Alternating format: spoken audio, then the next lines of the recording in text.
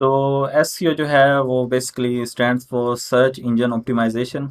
ये बेसिकली एक प्रोसेस होता है जिसके ज़रिए हम क्वालिटी और जो कन्वर्टिंग ट्रैफिक है, ज़्यादा से ज़्यादा हाईली कन्वर्टिंग ट्रैफिक वो अपनी वेबसाइट के ऊपर ला सकते हैं, वो भी बिल्कुल फ्री। इसके अलावा जो हमारे पास अल्टरनेटिव होता है वो पीपीसी। पीपीसी बहुत ज़्यादा कॉस्टली होती है। उसमें हमें एक क्लिक के 100, 200, 1000, 5000 भी पे करने पड़ सकते हैं। एसईओ लगभग वन टाइम होती है, मतलब इसमें एक दफ़ा मेहनत कर लें तो उसके बाद थोड़ा बहुत ही करना पड़ता है, इतना ज़्यादा नहीं। तो एसईओ के प्रोसेस को हम थोड़ा समझते हैं पेंट में।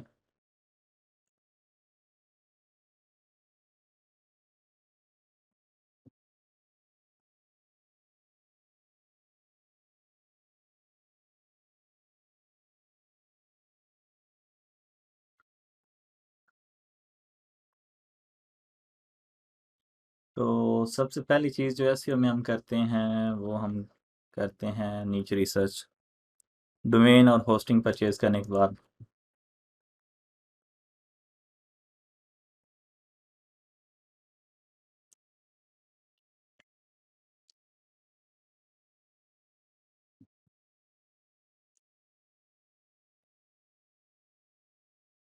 नीच रिसर्च के बाद जो दूसरा स्टेप हमारा आता है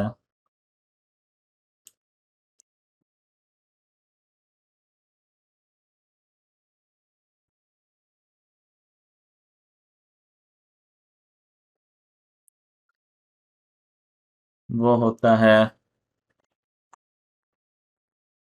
कीवर्ड रिसर्च।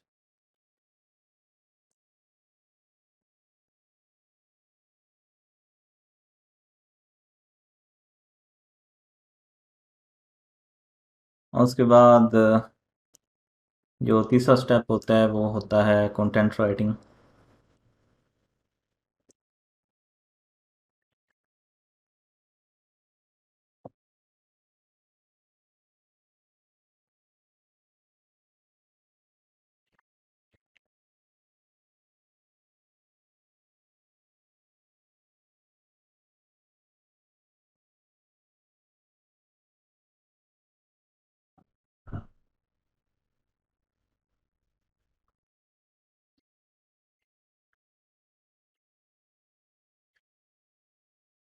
उसके बाद नेक्स्ट स्टेप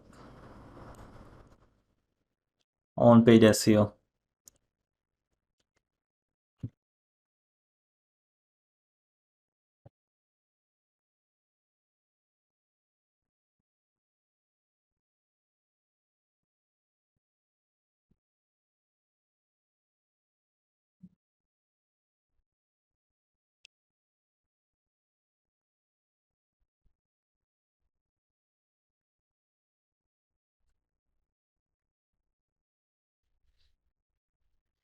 उसके बाद of page SEO.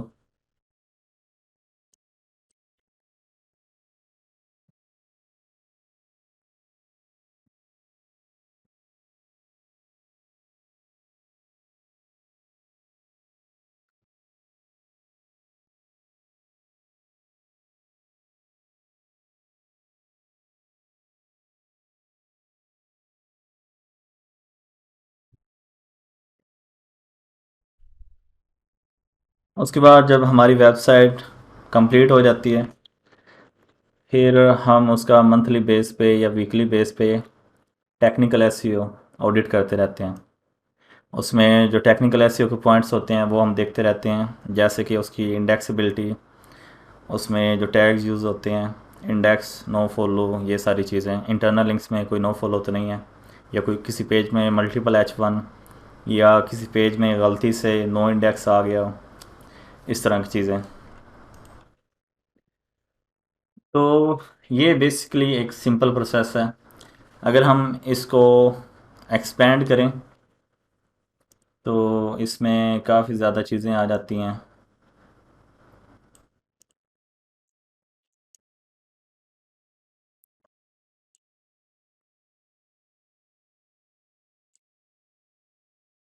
Keyword research में कीवर्ड्स की टाइप्स आ जाती हैं।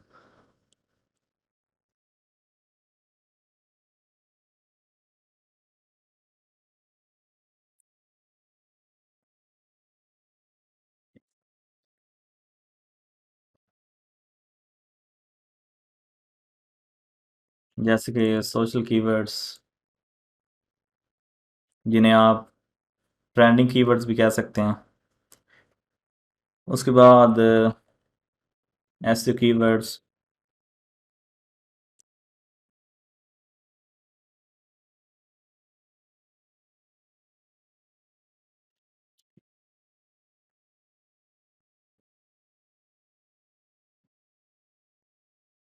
Trending news. तो सोशल कीवर्ड जो हैं वो ज़्यादातर ब्लॉगिंग वगैरह, जैसे कि फेसबुक पे हम ट्रेंड चला देते हैं फेसबुक एड्स के ज़रिए।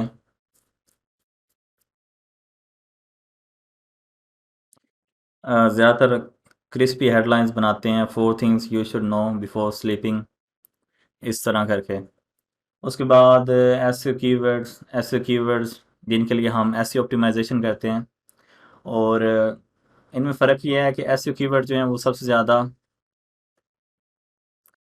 लॉन्गर टर्म के लिए होते हैं। मतलब जो सोशल कीवर्ड्स हैं वो 1-2 दिन रहते हैं, उसके बाद उन पे ट्रैफिक नहीं आती। और जो एसईओ कीवर्ड्स होते हैं इन पे 4-4, 5-5 साल भी ट्रैफिक आती रहती है।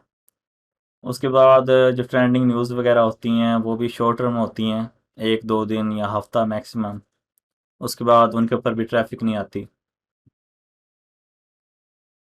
उसके बाद इनकी आगे टाइप्स आ जाती हैं। एसईओ कीवर्ड्स में ट्रांजैक्शनल कीवर्ड्स आ जाते हैं, नेविगेशनल कीवर्ड्स आ जाते हैं, और टायर कीवर्ड्स, इस तरह करके काफ़ी टाइप्स हैं जो हम बाद में स्लाइड्स में एक्सप्लेन करेंगे। उसके बाद ये कीवर्ड्स हमने रिसर्च करके अपने राइटर को देने होते हैं। उसके बाद आ जाती है on page SEO. On page SEO में भी काफ़ी फैक्टर्स होते हैं, जैसे कि हो गया यूआरएल ऑप्टिमाइजेशन।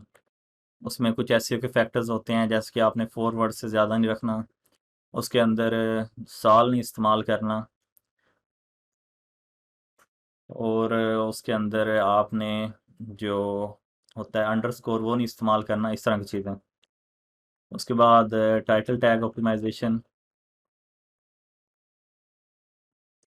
इसमें काफ़ी चीज़ें आ जाती हैं, जैसे कि आपने जो कीवर्ड है वो टाइटल के फ्रंट के ऊपर रखना है, और इसमें कीवर्ड स्टफिंग नहीं करनी, नेचुरल होना चाहिए। आपने ह्यूमंस के लिए लिखना है, रोबोट्स के लिए नहीं। और उसके बाद मेटा डिस्क्रिप्शन। मेटा डिस्क्रिप्शन जो है वो एक ऑफिशियली रैंकिंग फैक्टर नहीं है, लेकिन ये बेसिकली सीटीआर के ऊपर इफ़ेक्ट करता है, कन्वर्जन रेट। और अगर सीटीआर अच्छा हो तो आपकी वेबसाइट जो है वो ज़्यादा बेहतर रैंक करती है। इस वजह से ये बेसिकली एक इनडायरेक्ट रैंकिंग फैक्टर है। उसके अलावा स्कीमा आ जाता है। स्कीमा जो है वो हमारे सर्च रिज़ल्ट की सर्च अपीयरेंस को चेंज कर देता है, और अगर हमारी सर्च अपीयरेंस दूसरों से मुख्तलिफ हो तो ज़्यादा ट्रैफिक आती है हमारी वेबसाइट के ऊपर।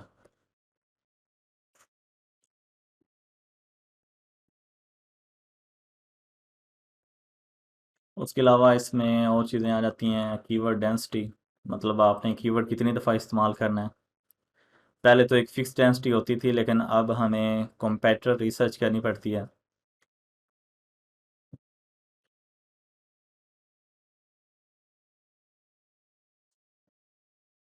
तो उसके अलावा इसमें काफ़ी ज़्यादा और भी फैक्टर हैं जो हम स्लाइड्स में एक्सप्लोर करेंगे। उसके बाद ऑफ पेज एसईओ।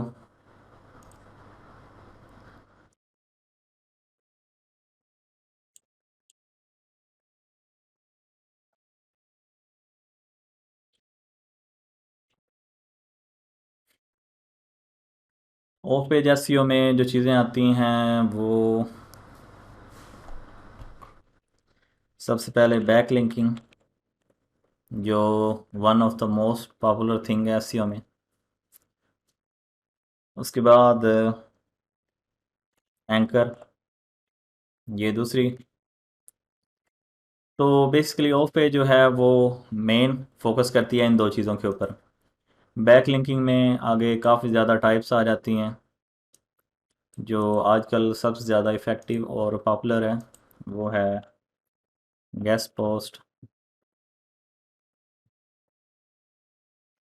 उसके अलावा नीच एडिट, वो भी लगभग गेस्ट पोस्ट की एक किस्म है। उसके बाद सोशल लिंक्स, सोशल प्रोफाइल्स पे शेयर करना, social book marking links, social book marking जो वेबसाइट्स होती हैं उनके ऊपर। उसके अलावा video sharing, image sharing, forums, और इसी तरीके से एंकर की भी टाइप्स होती हैं, जनरल एंकर, नेकेड एंकर, इस तरह करके। और उसके बाद टेक्निकल एसईओ।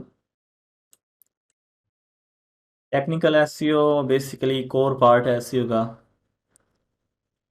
और ज़्यादातर ये एक ऐसी चीज़ है जो पाकिस्तान में कम सिखाई जाती है और इसके ऊपर इतना ज़्यादा फोकस भी नहीं किया जाता। टेक्निकल एसईओ अगर आपको ना आती हो तो 90% चांसेस हैं कि आपकी वेबसाइट जो है वो 5-6 माह के बाद पिनलाइज हो जाएगी। क्योंकि टेक्निकल एसईओ में ही हम ज़्यादातर एसईओ के रूल्स पढ़ते हैं कि कौन सा रूल ब्रेक करने से आपको गूगल पे अंडा पेनल्टी लग सकती है, या आपको गूगल पेंगुइन पेनल्टी लग सकती है, या दूसरी चीज़ें रैंक मैथ वगैरह। तो इसमें सबसे पहले नंबर पे आ जाती हैं पेनल्टीज। उसके बाद एसईओ टैग्स, एरर्स को चेक करना, इंडेक्सिबिलिटी, और रॉल डेप्थ, इस तरह की चीज़ें। और इसको मज़ीद एक्सप्लेन करते जाएं तो इनकी आगे मज़ीद शाखें निकलती जाती हैं। तो अगर किसी का कोई क्वेश्चन है इन चीज़ों के बारे में तो वो पूछ सकता है चैट में।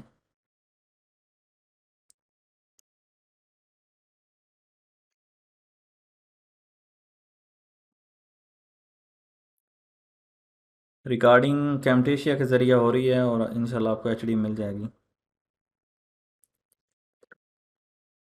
नीच एडिट और गेस्ट पोस्ट, बेसिकली कुछ लोग तो इसको गेस्ट पोस्ट की शाख ही समझते हैं। और नीच एडिट में बेसिकली ये होता है कि हम जो वेबसाइट का एडिटर होता है उसे पैसे देते हैं कि वो जो ऑलरेडी कोई रिटन आर्टिकल है उसके अंदर हमारी जो वेबसाइट है उसका लिंक ऐड कर दें। डोमेन डोमेन की पेनल्टी ज़्यादातर पेंगुइन पेनल्टी होती है अगर स्पामी बैकलिंक्स क्रिएट हो जाएं तो। हाँ जी, टेक्निकल एसईओ पर भी हमारा मेन फोकस है, क्योंकि टेक्निकल एसईओ के बगैर जो है वो एक कामयाब वेबसाइट नहीं बनाई जा सकती। वेब 2.0 भी काफ़ी अच्छे हैं, कुछ आर्टिकल्स पे वर्क कर जाते हैं, कुछ पे नहीं करते। प्रोफाइल बैकलिंक वैसे इतना बड़ा मसला नहीं है जितना ज़्यादा लोग इसके ऊपर फोकस करते हैं। वैसे मेन फोकस जो हमारा होगा वो ज़्यादातर गेस्ट पोस्ट के ऊपर ही होगा, लेकिन हम दूसरे जो हैं वो भी क्रिएट करेंगे। उसके अलावा एंकर एंकर टेक्स्ट, बेसिकली जो टेक्स्ट होता है वो हम एक वेबसाइट से दूसरी वेबसाइट को लिंक करने के लिए। मैं इसे मज़ीद क्लियर करने के लिए इसके आगे टेक्स्ट भी लिख देता हूँ।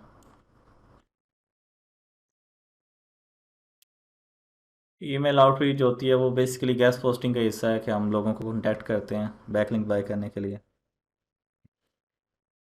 कोर वेब वाइटल जो हैं वो बेसिकली टेक्निकल एसईओ में ही आ जाते हैं।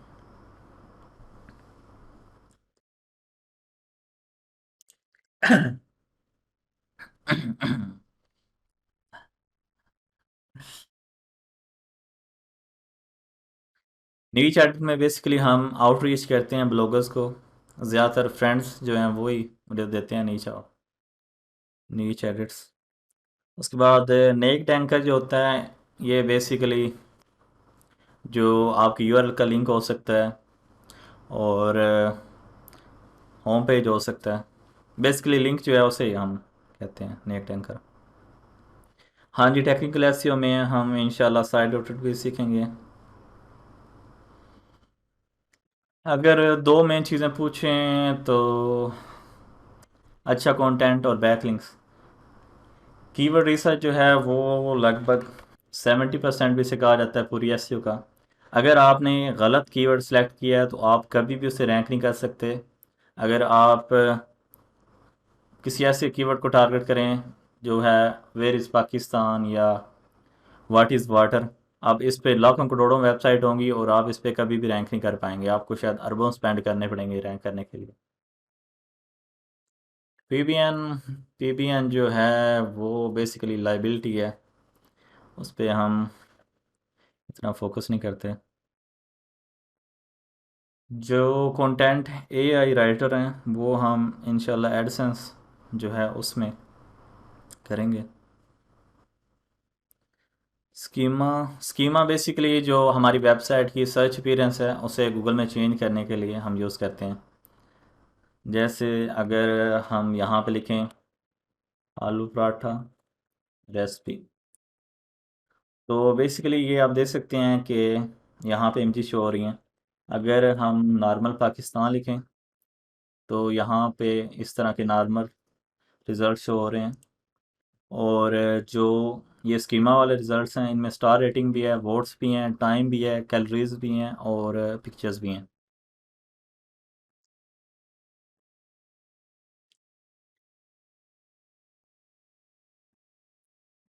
बैक लिंक्स में बेसिकली दो चीज़ें ही हैं, एक या तो रेलिवेंट होना चाहिए या अथॉरिटी का होना चाहिए। अगर इन दोनों में से कोई भी होगा तो फ़ायदा पहुंचाएगा। टूल्स वो इंशाल्लाह हम प्रैक्टिकल लेक्चर्स में एक्सप्लोर करेंगे।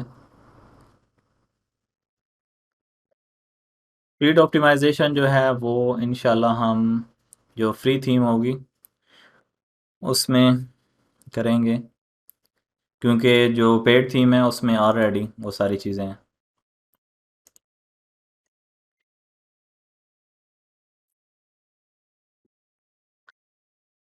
वो ऑडिट का सेक्शन जो है वो टेक्निकल एसईओ में होगा और इंशाल्लाह वो प्रैक्टिकल एसईओ में हम एक्सप्लोर करेंगे। हाँ जी, बिगिनर्स के लिए वैसे कुछ चीज़ें जो हैं वो हमने एंड पे भी रखी हैं, जिनको वर्डप्रेस वगैरह यूज़ करनी नहीं आती, इस तरह की चीज़ें।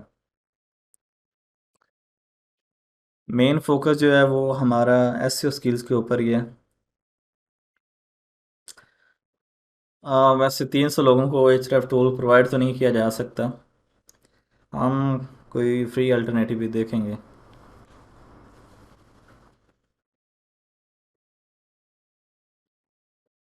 अच्छा, क्वेश्चंस काफ़ी ज़्यादा आ रहे हैं। कुछ ज़्यादा क्वेश्चंस जो हैं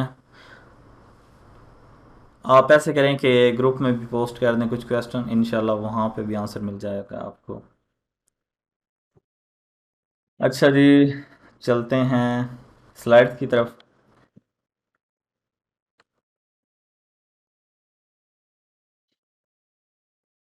तो ये बेसिकली एक इमेज है यहाँ पे जो काफ़ी हद तक रिप्रेजेंट कर रही है traffic monitoring, content, social network strategy, feedback, web design, keyword research, link building, site map. अच्छा, उसके बाद branches of SEO. SEO basically जहाँ जहाँ सर्च इंजन है वहाँ वहाँ एसईओ। तो जो एसईओ की मेन ब्रांचेस हैं वो सबसे पहले ब्लॉगिंग, एफिलिएट वगैरह, ये जो मेन एसईओ है। उसके बाद यूट्यूब एसईओ, जो हम यूट्यूब के यूट्यूब एसईओ जो है वो बेसिकली हम जो यूट्यूब की वीडियोस होती हैं उनके ऊपर इम्प्लीमेंट करते हैं। उसके बाद ई कॉमर्स जैसे कि आप लोगों को पता होगा दराज वगैरह, इस तरह की वेबसाइट्स जहाँ से लोग चीज़ें वगैरह परचेज करते हैं, उनकी एसईओ करना।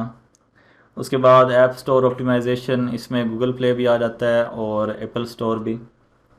उसके बाद लोकल लोकल वो होती हैं जो सिटी बेस्ड हों या स्टेट बेस्ड या कंट्री बेस्ड।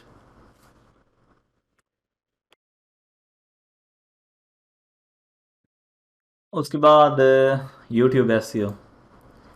तो YouTube SEO is the process of optimizing your YouTube videos and channel to increase its rankings via YouTube। तो बेसिकली YouTube SEO में हम कुछ SEO प्रैक्टिसेस वगैरह होती हैं जिन्हें हम इम्प्लीमेंट करते हैं और उनकी बदौलत हमारी जो वेबसाइट है वो सर्च इंजन में रैंक करती हैं। सबसे पहले नंबर पे हम जो हमारा कीवर्ड है उससे वीडियो की फाइल नेम यूज़ करते हैं। उसके बाद हम उसका जो टाइटल होता है वीडियो का उसमें नेचुरली से यूज़ करते हैं। उसके बाद हम एक अच्छी सी 300-400 वर्ड्स की वीडियो डिस्क्रिप्शन लिखते हैं, उसके अंदर कीवर्ड को यूज़ करते हैं। उसके बाद हम अपने जो कॉम्पिटिटर्स वगैरह होते हैं उनके कीवर्ड्स लेके तो वो अपनी यूट्यूब वीडियो में यूज़ करते हैं। उसके बाद हम अपनी वीडियो को कैटेगराइज करते हैं एडवांस्ड ऑप्शंस में से। उसके बाद हम जो थंबनेल इमेज होती है उसके फाइल नेम में कीवर्ड को यूज़ करते हैं और कोशिश करते हैं कि इमेज के अंदर भी अपने कीवर्ड को लिखें। उसके बाद सब टाइटल्स और क्लोज्ड कैप्शन रेकमेंडेड हैं। उसके बाद कार्ड्स और एंड स्क्रीन। तो यूट्यूब एसईओ की मैं आप लोगों को एक एग्जांपल दिखाता हूँ। ये जो हमारा फ्री कोर्स था उसके अंदर हमने ये ट्राई की थी। ये हमारा चैनल गेमिंग डायरी। तो ये एक वीडियो थी सिर्फ, ये हमने सिंपल से चैनल बना के और इसकी छोटी मोटी सी डिस्क्रिप्शन लिख के और नीचे अपने आर्टिकल का लिंक दिया था और कैमटेशिया में ओवरव्यूज़ की वीडियोस लेके इसका एक एड्स लाया था 1-2 दिन का और ये रैंक हो गई और इस पे 14,000 और 300 व्यूज़ आ चुके हैं। तो वो बेसिकली ये एक परफेक्ट एग्जांपल है यूट्यूब एसईओ की। उसके बाद ई कॉमर्स एसईओ में आ जाती हैं ई कॉमर्स वेबसाइट्स जैसे कि दराज।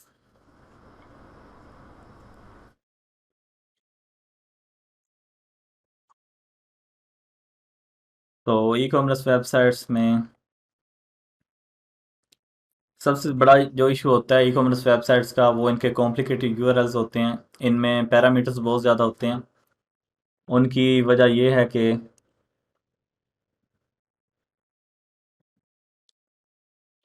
पैरामीटर्स की वजह ये होती है क्योंकि इनमें वेरिएशंस बहुत ज़्यादा होती हैं, जैसे कि कलर वेरिएशंस, साइज़ वेरिएशंस। अगर आपने कोई चीज़ लेनी हो तो आप देख सकते हैं यहाँ पे कलर है, उसके अलावा साइज़ वेरिएशंस होती हैं। तो वो कुछ प्लेटफॉर्म जैसे कि मजेंटो सबसे ज़्यादा पॉपुलर है स्पामिंग में, उनके जो लाखों के हिसाब से एक एक प्रोडक्ट के यूआरएल्स बन जाते हैं। तो जो आपका यूआरएल है वो बिल्कुल क्लियर होना चाहिए। इन्होंने भी ये रैंडम नंबर से यूज़ किए हुए हैं, तो इस तरह के नहीं होने चाहिए। ये अथॉरिटी होगी, इस वजह से इसमें अब इतना ज़्यादा फ़र्क नहीं पड़ता। उसके अलावा ई कॉमर्स में जो रिव्यूज़ होते हैं वो बहुत ज़्यादा इंपॉर्टेंट होते हैं। ज़्यादातर लोग चीज़ बाय करने से पहले उसके रिव्यूज़ पढ़ लेते हैं। उसके बाद ज़्यादातर लोग ये करते हैं कि सब प्रोडक्ट की सेम डिस्क्रिप्शन लिख देते हैं। सेम डिस्क्रिप्शन नहीं होनी चाहिए, डिफरेंट होनी चाहिए। हर पेज की यूनिक प्रोडक्ट डिस्क्रिप्शन होनी चाहिए। उसके बाद कोशिश करें कि जो प्रोडक्ट डिस्क्रिप्शन हो वो कम से कम 400 से लेके 500 वर्ड्स तक हो। उसके बाद जो ई कॉमर्स की बैक लिंकिंग स्ट्रेटजी है वो बेस करती है इंटरनल लिंक्स के ऊपर। तो इसमें हम बेसिकली करते ये हैं कि कीवर्ड रिसर्च करके जो हमारे प्रोडक्ट्स के रिलेटेड होते हैं टॉपिक्स, उनके ऊपर आर्टिकल्स लिखते हैं। फिर हम उनके लिए बैक लिंक्स लेते हैं। प्रोडक्ट प्रोडक्ट पेजेस के लिए बैक लिंक लेना जो है ना वो असल में बहुत ज़्यादा मुश्किल काम होता है। इस वजह से हम आर्टिकल लिख के उनके ऊपर बैक लिंक्स लेते हैं। तो बैक लिंक लेके तो फिर हम उन्हें इंटरनल लिंक करते हैं अपने प्रोडक्ट पेजेस के साथ। उसके बाद जो वेरिएशंस वगैरह होती हैं उनकी भी बहुत ज़्यादा सर्चेज होती हैं। जैसे कि आप मोबाइल को ले लें, आप मोबाइल की जो रोम होती है उसमें डिफरेंस होता है। कोई जो हैं उनमें 64 GB होती हैं, कोई जो हैं वो 128 होती हैं।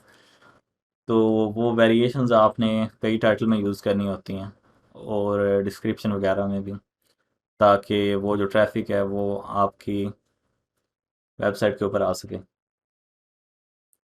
उसके बाद ऐप स्टोर ऑप्टिमाइजेशन, इसमें हम कीवर्ड यूज़ करते हैं, कभी कभी फेक रिव्यूज़ भी ले लेते हैं, हत्ता कि लेने नहीं चाहिए। और डिस्क्रिप्शन में कीवर्ड यूज़ करते हैं। इसकी एग्जांपल मैं आप लोगों को देता हूँ। हमारी भी एक ऐप है गूगल के ऊपर, स्किल्स अकेडमी की।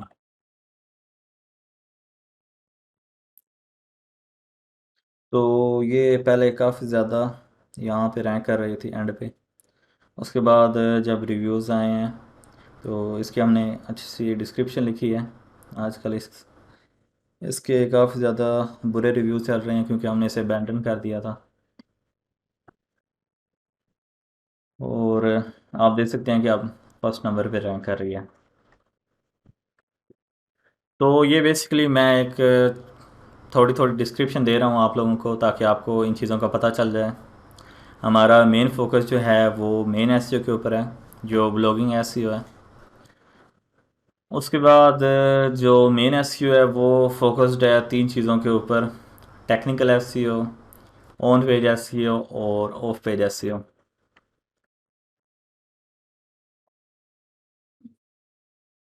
अब on page SEO, on page SEO is the process of optimizing web pages for specific keywords in order to improve search visibility and traffic। तो बेसिकली इसमें हम ऑन पेज एसईओ फैक्टर्स को follow करके एक page को optimise करते हैं ताकि वो उस कीवर्ड के ऊपर रैंक कर सके। तो इसकी प्रैक्टिसेस में काफ़ी ज़्यादा चीज़ें आ जाती हैं।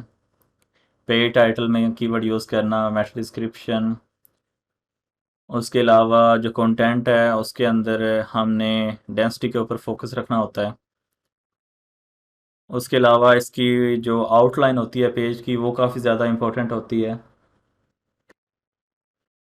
उसके बाद हमने इमेजेस को ऑप्टिमाइज़ करना होता है, उनके आल्ट टेक्स्ट, टाइटल, यूआरएल और मैथ्यू के मुताबिक एक्सिव डाटा भी। उसके बाद हम इसके यूआरएल को ऑप्टिमाइज़ करते हैं, जैसे कि रिसेंटली बताया था कि हम उसके अंदर साल नहीं यूज़ करते, मैक्सिमम 4 वर्ड्स तक यूज़ करते हैं, और भी काफ़ी पॉइंट जो हम आगे डिस्कस करेंगे। उसके बाद इंटरनल लिंक। तो इंटरनल लिंक बेसिकली ये चीज़ होती है कि हम अपने वेबसाइट के एक पेज को दूसरे पेज के साथ लिंक कर देते हैं। उसके बाद एक्सटर्नल लिंक्स किसी और वेबसाइट को लिंक करना, ज़्यादातर हम अथॉरिटी वेबसाइट्स को लिंक करते हैं ताकि रेलिवेंस क्रिएट हो जाए। उसके बाद लोडिंग स्पीड, वो काफ़ी बड़ा फैक्टर है आजकल, क्योंकि गूगल ने अब वो पेज एक्सपीरियंस एक एल्गोरिथम बना दिया है। जो वेब कोर वाइटल्स ऑप्टिमाइज होंगी वही रैंक करेंगी। उसके बाद मोबाइल फ्रेंडली, आपकी वेबसाइट जो है वो मोबाइल मोबाइल के ऊपर अच्छी नज़र आनी चाहिए। उसके बाद कमेंट्स कमेंट्स इतना बड़ा फैक्टर नहीं है, लेकिन कुछ लोग इसे भी फैक्टर कंसिडर करते हैं।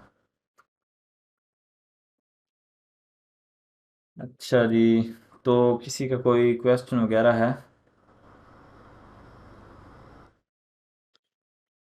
आप क्वेश्चन कर लें काइंडली। हाँ जी, हमने यूट्यूब के लिए ऐड रन किए थे और वो एक रैंकिंग फैक्टर है। जिनका वॉइस लैग हो रहा है, अब उसका कोई इतना ख़ास सलूशन तो नहीं है हमारे पास, वो रिकॉर्डिंग दे सकते हैं।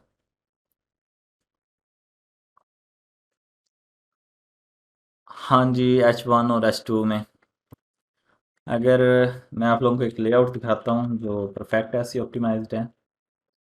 वैसे काफ़ी लोगों को शायद पता ना होगा, तो उनको बता दूँ, ये रिसेंटली वेबसाइट्स सेल हुई थी $51,000 में। तो बेसिकली ये वेबसाइट जिस बंदे की है वो मेरा बड़ा भाई है, रुस्तम इकबाल। और लास्ट ईयर उसने सीखना शुरू किया था। इसका डोमेन नेम भी मैंने रखा था। तो इसके अगर लेआउट को देखें तो जो इसकी लेआउट है वो परफेक्ट ऐसी ऑप्टिमाइज्ड है, कीवर्ड्स यूज़ किए गए हैं। उसके अलावा कन्वर्जन रेट के लिए ये 3 पिक्स, उसके बाद यहाँ पे ये स्टिकी साइड बार। इसमें जो थीम यूज़ हुई है वो है सुपर एफिलिएट थीम, जो कि रिसेंटली मेरे छोटे भाई ने बनाई है। हाँ जी, ये नेटलीफाई के ऊपर है और ये थीम आपको मिल जाएगी वर्डप्रेस में भी। उसके अलावा आजकल जो न्यूज़ स्ट्रेटजीज़ हैं उनमें हमें शुरू में भी काफ़ी ज़्यादा वर्ड यूज़ करने पड़ते हैं। पहले ये वाले सेक्शन ही होते थे, लेकिन अब ये भी ऐड करने पड़ते हैं।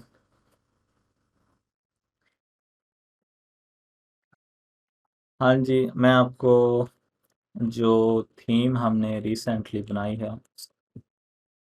इसका भी डेमो दिखा दूँ। तो ये बेसिकली हमारी थीम है, सेम चीज़ें हैं। ये हम यूज़ करेंगे इंशाल्लाह के कोर्स में। नेटलीफाई भी फ्लिप हो जाती है अगर अच्छा अर्न कर रही हो। ये अर्न कर रही थी लगभग 4000 तक। इन्वेस्टमेंट जो है वो डिपेंड करती है कि आप कितनी बड़ी वेबसाइट बनाना चाहते हैं। अगर आप छोटी मोटी वेबसाइट बनाना चाहते हैं एडसेंस की तो वो 30-40 थाउजेंड तक बन जाती है। अगर एफिलिएट बनानी है तो इसके लिए आपको थोड़ी बहुत इन्वेस्टमेंट कलेक्ट करनी पड़ती है।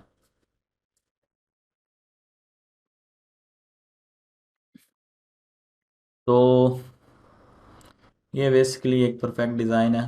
पिक्स ये कन्वर्जन रेट के लिए, ये भी कन्वर्जन रेट के लिए। उसके बाद ये चीज़ें गूगल को आजकल काफ़ी पसंद आ रही हैं। उसके बाद ये H2 है। H2 के अंदर ये हमने कीवर्ड यूज़ किया हुआ है। और उसके बाद ये चीज़ जो है उसके बाद ये चीज़, ये अवार्ड्स ये आजकल बहुत ज़्यादा इंपॉर्टेंट हो गए हैं। ये मैं आपको कुछ सीक्रेट स्ट्रेटजीज बताऊंगा इनको लिखने की। और ये मेरी नज़र में आजकल एक बहुत बड़ा रैंकिंग फैक्टर है जो वेबसाइट इन्हें इस्तेमाल कर रही हैं। अब इस वेबसाइट ने जितने भी कंपेटिटर्स थे सबको पीछे कर दिया है अपनी रैंकिंग स्ट्रेटजीज की वजह से। Maximum on page optimisation.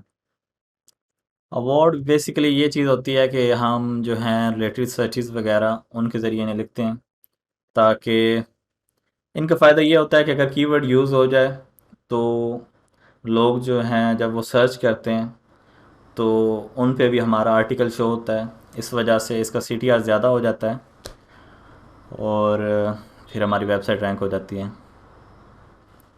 Core web vital जो हैं वो रिसेंटली गूगल ने एल्गोरिथम बनाया है। अगर आप गूगल पे स्पीड के ऊपर जाएं और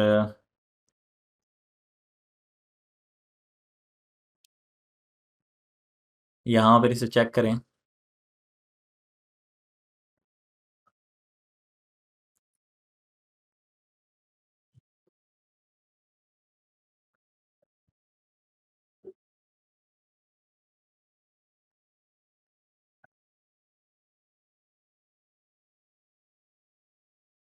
तो आप स्पीड इसकी देख सकते हैं 92 और यहाँ पे 100। ये बेसिकली ये जो चार हैं ये कोर वेब वाइटल्स हैं। इन्वेस्टमेंट हो जाती है डोमेन पे, होस्टिंग पे और कंटेंट राइटिंग पे और बैक लिंकिंग। ये चार चीज़ें हैं, इन पे ज़्यादातर स्पेंड होती है। उसके बाद ये टाइटल है H3, प्रोडक्ट के टाइटल H3 होंगे। उसके बाद इमेज ये लिंकेबल है। उसके बाद बटन और उसके नीचे ये स्पेसिफिकेशन प्रोडक्ट की। उसके बाद ये उसकी डिस्क्रिप्शन यहाँ से उसके नेम से लिंक की गई है। उसके बाद उसके प्रोज कॉन्स और ये व्यू ऑन अमेज़ोन का बटन, ये सारी लेआउट है। उसके अलावा ये कुछ पिक्स वगैरह हैं, staff pick, budget pick, best pick.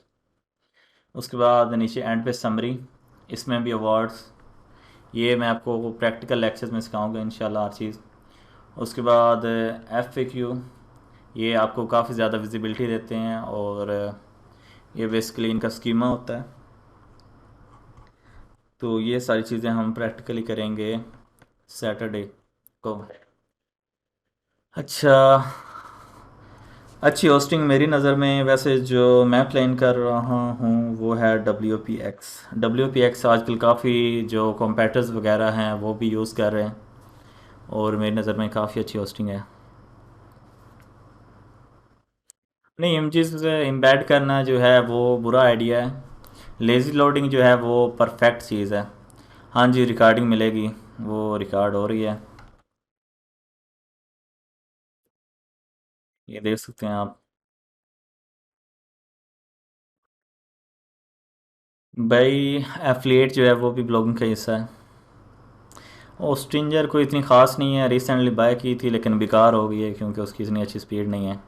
वैसे मैं आप लोगों को एक फ्री तरीका भी सिखाऊंगा, जो लोग अच्छी होस्टिंग नहीं अफोर्ड कर सकते वो अपनी वेबसाइट को होस्ट कर सकते हैं नेटलीफाई के ऊपर, अपनी वर्डप्रेस वेबसाइट को। तो मेरी नज़र में वो एक अच्छा ऑप्शन है। आपके जो 20-25 हज़ार स्पेंड होना है होस्टिंग पे वो भी बच जाएगा। फ्री अल्टरनेटिव्स जो हैं उनको भी हम साथ साथ लेके चलेंगे। हाँ जी, स्टेप वाइज। सैटरडे को हम डोमेन परचेज से स्टार्ट करेंगे। हाँ जी, एडसेंस का भी प्लान है। हाँ जी, H1 आप देख सकते हैं, ये H1 है ना, इसके अंदर जो हमारा मेन कीवर्ड है वो ये है। तो आप देख सकते हैं यहाँ भी यूज़ हो रहा है, उसके बाद कंटेंट के शुरू में यूज़ हो रहा है, उसके बाद ये जो हेडिंग है H2 की, इसके अंदर यूज़ हो रहा है, एंड पे समरी है उसके अंदर यूज़ हो रहा है, ये भी H2 है, इस तरह।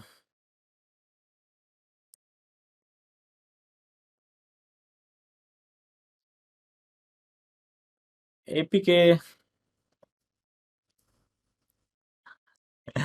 हाँ वैसे मेरा तो बस चलता तो फ्री दे देता, लेकिन उस पे 4-5 मंथ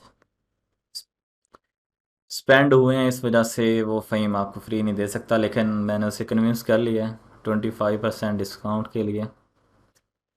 इस वेबसाइट की अर्निंग जो है वो 4 से लेकर 5,000 के दौरान है, और ये 1 साल के अंदर रैंक हो गई थी।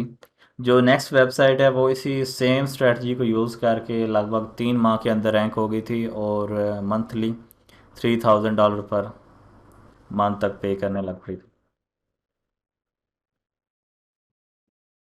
आर्टिकल चेक करना, वो तो चेक कर सकते हैं हम इस तरीके से। 274 शो हो रहे हैं।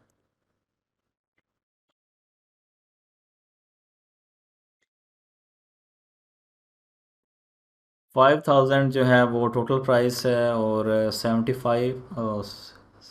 25% के डिस्काउंट के साथ देख लें कितनी बनती है। अभी तक मैंने कैलकुलेट नहीं की, लेकिन वो फ़हीम खुद ही पोस्ट करेगी ग्रुप में।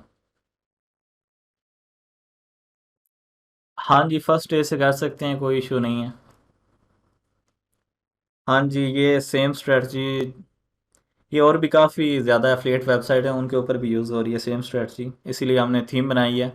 पहले हमें 3-4 घंटे लग जाते थे आर्टिकल बनाने में, अब थीम बनाने के बाद अल्हम्दुलिल्लाह 10 से 15 मिनट लगते हैं, क्योंकि जो टेबल्स हैं और add to glance sidebar ये अब खुद ही ऑटो जनरेट हो जाती है। पहले 2 घंटे तो इन्हें बनाने पे लग जाते थे। थीम के जो अपडेट्स हैं वो लाइफ टाइम के लिए फ्री हैं, और इंशाल्लाह हम बहुत जल्द इसे थीम फोरेस्ट पे भी लॉन्च कर रहे हैं। कंटेंट रेशो जो है वो, अगर इस वेबसाइट की मिसाल दूँ आपको, तो अभी देख लेते हैं। इस वेबसाइट के ऊपर लगभग 40 आर्टिकल्स हैं, तो मेरी नज़र में शायद 20% जो है, 20% इंफॉर्मेशनल आर्टिकल्स की परसेंटेज है और 80% एफिलिएट आर्टिकल्स हैं।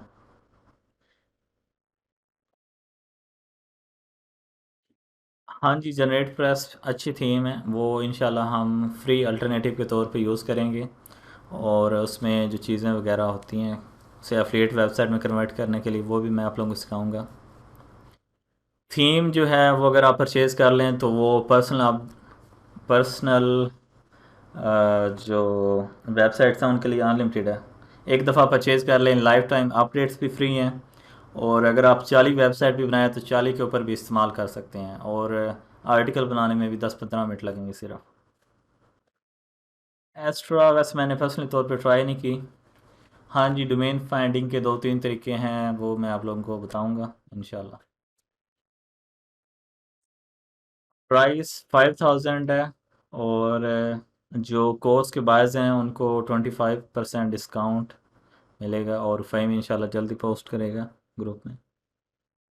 हाँ जी, 15 मिनट्स में आर्टिकल। अगर आप मेरी यूट्यूब पे जाएं तो रिसेंटली मैंने एक वीडियो भी पोस्ट की थी।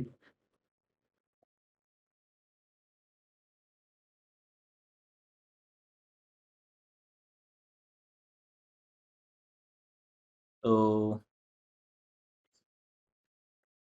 ये एक मिनट, ये 15 मिनट के अंदर पूरा आर्टिकल तैयार, स्कीमा और हर चीज़ ऑलरेडी इंक्लूडिंग।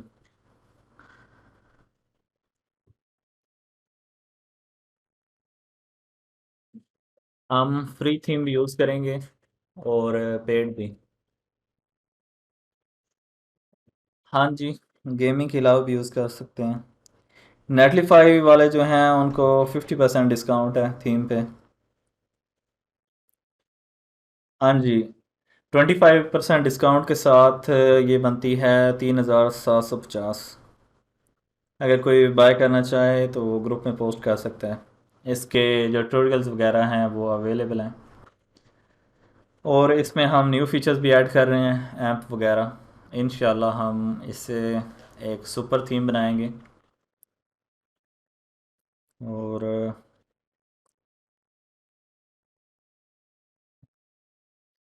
ये आर्टिकल है जो क्रिएट किया था, इसमें FAQ डिस्कस वगैरह हर चीज़ है। और इसकी अगर स्पीड टेस्ट करें, किसी भी स्कीमा की ज़रूरत नहीं है। अगर आप स्कीमा टेस्ट के ऊपर जाएं,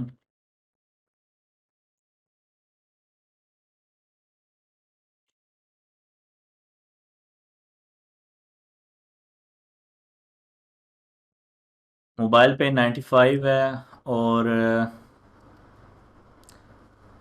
डेस्कटॉप पे 99 विदाउट एनी प्लगइन्स। हमने सुपर स्पीड ऑप्टिमाइज्ड बनाया है इसे।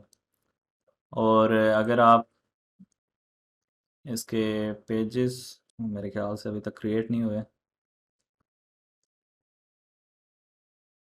अगर आप पेजेस को देखें तो इंस्टेंट लोड है, मतलब जितनी नेटलीफाई की स्पीड थी उसके मुकाबले पे हमने बनाया है इसे।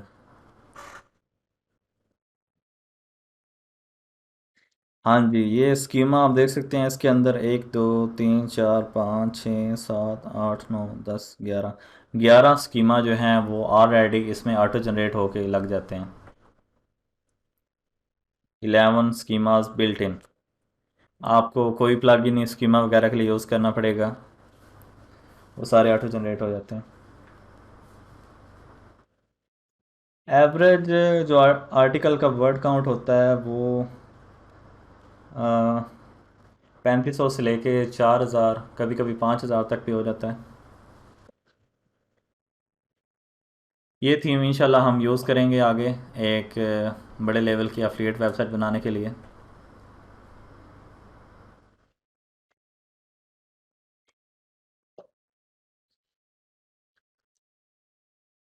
तो अब चलते हैं आगे स्लाइड्स में।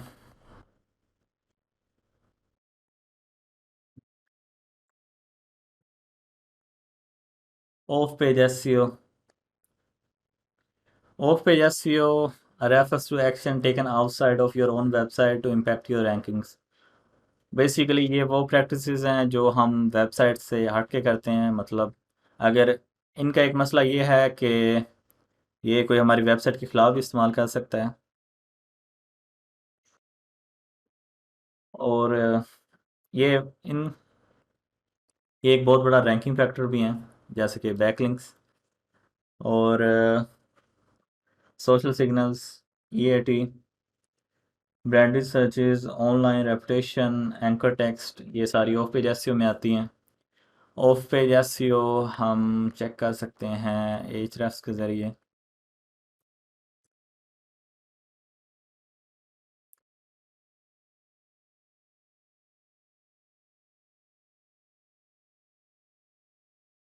एज एन एग्जांपल मैं href लॉगिन करके देखता हूँ, अगर हो जाए तो।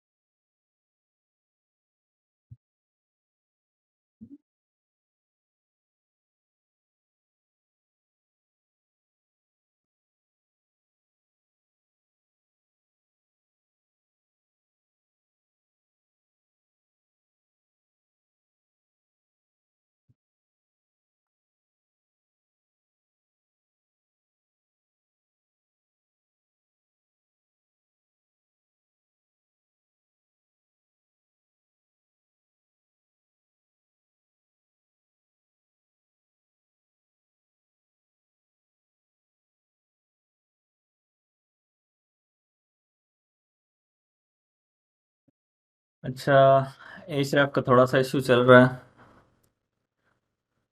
उसके बाद चलते हैं आगे टेक्निकल एसईओ, जो मेरा फेवरेट पार्ट है।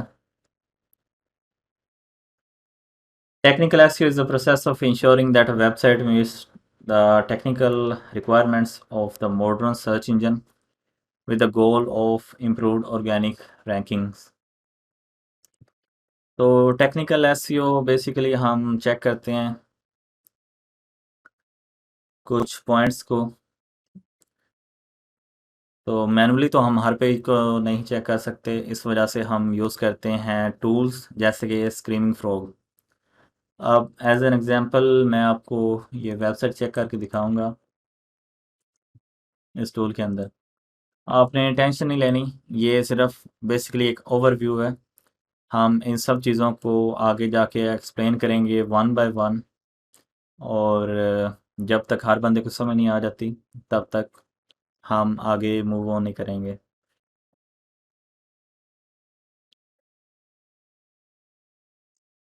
तो ये टूल है, ये बेसिकली एक स्पाइडर की तरह, जैसे गूगल हमारी वेबसाइट के एक एक पेज को क्रॉल करता है, उस तरीके से ये भी चेक करता है।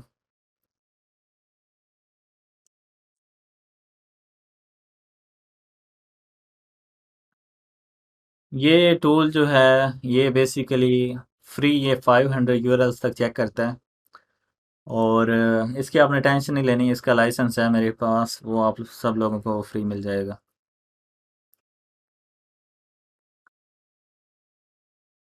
अगर आप खाली इस ऑडिट की सर्विसेज प्रोवाइड कर लें तो आप 40-50 हज़ार तक मंथली अर्न कर सकते हैं।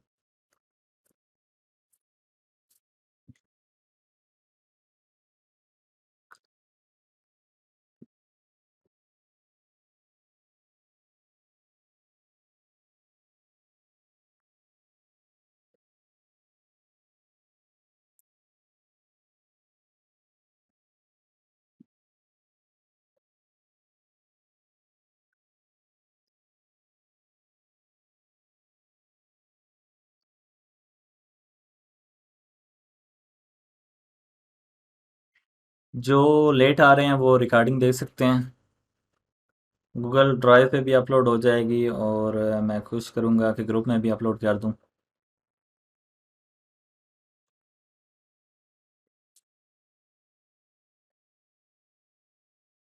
तो ये टूल जो है ये बेसिकली हमारी वेबसाइट के ए टू जी हर चीज़ को एक्सप्लोर करता है। सबसे पहले इसमें इंटरनल लिंक्स हैं, उसके बाद एक्सटर्नल लिंक्स, सिक्योरिटी चेक करता है कि हमारी वेबसाइट हैक तो नहीं हो सकती, उसमें अनसिक्योर्ड यूआरएल्स, मिक्स्ड कंटेंट तो नहीं। उसके अलावा ये कुछ चीज़ें हैं, ये भी चेक करता है, जो एडवांस सिक्योरिटी वाले समझ सकते हैं। ऑडिट, ये तो आपको शीट यूज़ करनी पड़ेगी, मैंने आप सब लोगों को वो एक ऐसे टेम्पलेट दी थी ग्रुप में, वो आप काइंडली यूज़ करिएगा। उसके अलावा रिस्पॉन्स कोड, ये जिन पेजेस में इश्यूज वगैरह हैं वो हमें बताता है। 200 का मतलब ओके हैं पेजेस, 301 मतलब वो रिडायरेक्ट हो रहे हैं, 404 मतलब वो पेज अवेलेबल नहीं है। उसके बाद ये जो इसका ज़बरदस्त फीचर है, अगर हमारी वेबसाइट में इंडेक्स का इशू आ रहा हो तो ये हमें बताता है यहाँ पे कि कौन सा पेज इंडेक्सेबल है और कौन सा नहीं। तो अगर हम यहाँ से सॉर्ट करें तो हमें ये बता रहा है कि ये जो पेजेस हैं ये नॉन इंडेक्सेबल है, मतलब इंडेक्स नहीं हो सकते। हाँ जी, स्लाइड्स भी मिल जाएंगी। इनके इंडेक्स ना होने की वजह हम करते हैं ओपन। उसके लिए हम इस एक्सटेंशन को यूज़ करते हैं, टिल्ड एस एक्सटेंशन। तो ये हमें बता रहा है कि ये इंडेक्सेबल नहीं है। उसकी वजह है कि ये क्रोनिकलाइज्ड है। क्रोनिकलाइज्ड का मतलब ये होता है कि हम गूगल को कहते हैं कि इस वेबसाइट को इंडेक्स ना करो, उसके बजाय इस वेबसाइट को इंडेक्स करो, जो और इस वेबसाइट की जो भी पावर है या लिंक यूज़ है वो इस वेबसाइट पे सेंड हो जाए।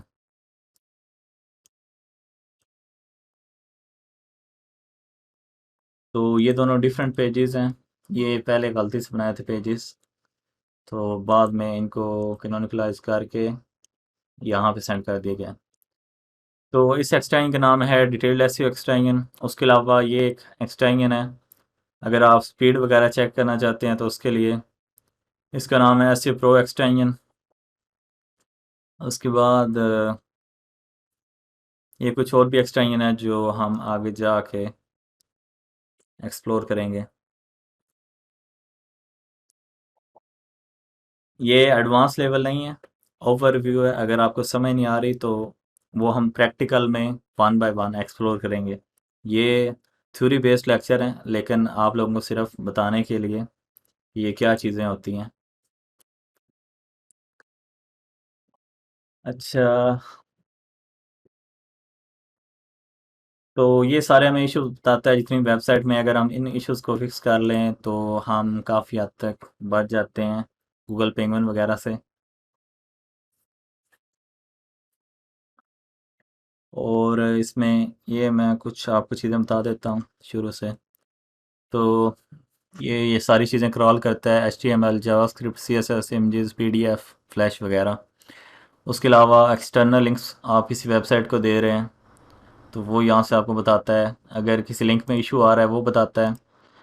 अगर आपने चेक करना हो कि कौन से पेज में ये लिंक यूज़ हो रहा है तो यहाँ से आप चेक कर सकते हैं। ये बता रहा है कि इस पेज के ऊपर आपने यूज़ किया था इसे और इस एंकर टेक्स्ट से। तो अगर मैं इस एंकर टेक्स्ट से देखता हूँ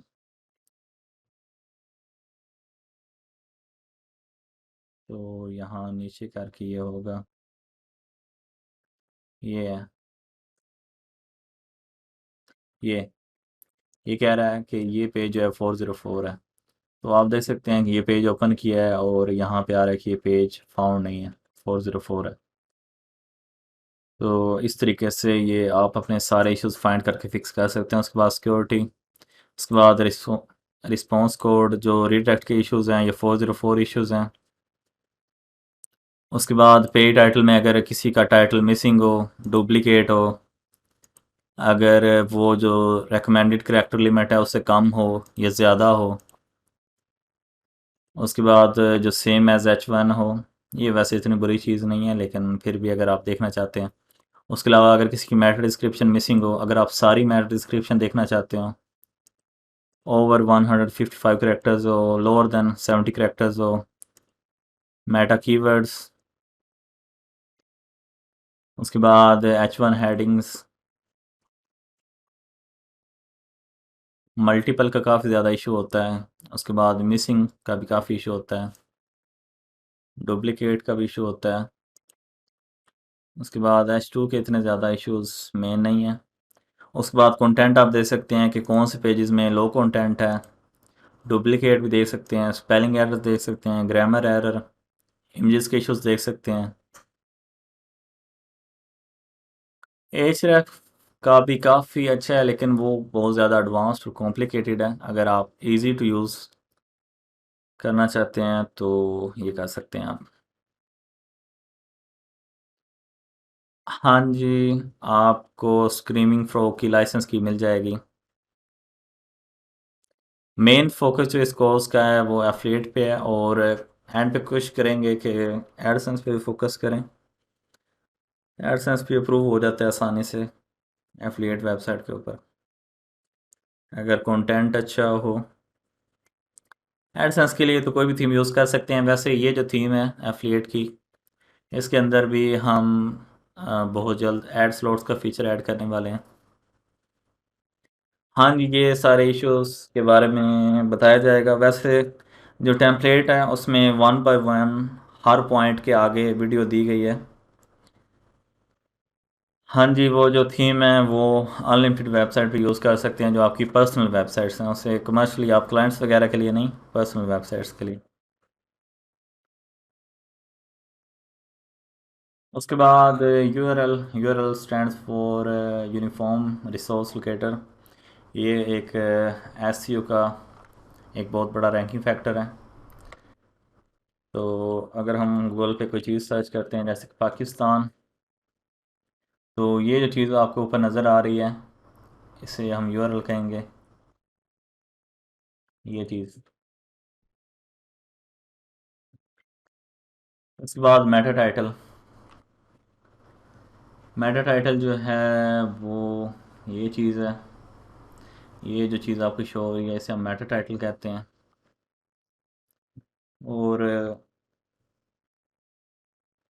इसको शो करवाने के लिए हम टाइटल का टैग यूज़ करते हैं। टाइटल, ये टाइटल के अंदर ये जो दिया गया है ये हमारा मेटा टाइटल होता है जो गूगल के अंदर शो होता है। ये चीज़ें हम डिटेल्ड एसईओ एक्सटेंशन के ज़रिए भी चेक कर सकते हैं।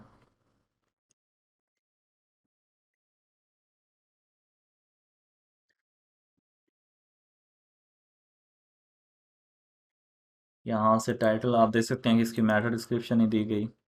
अगर मेटा डिस्क्रिप्शन ना दी गई हो तो ये ऑटोमेटिकली फैच कर लेता है कुछ लाइंस।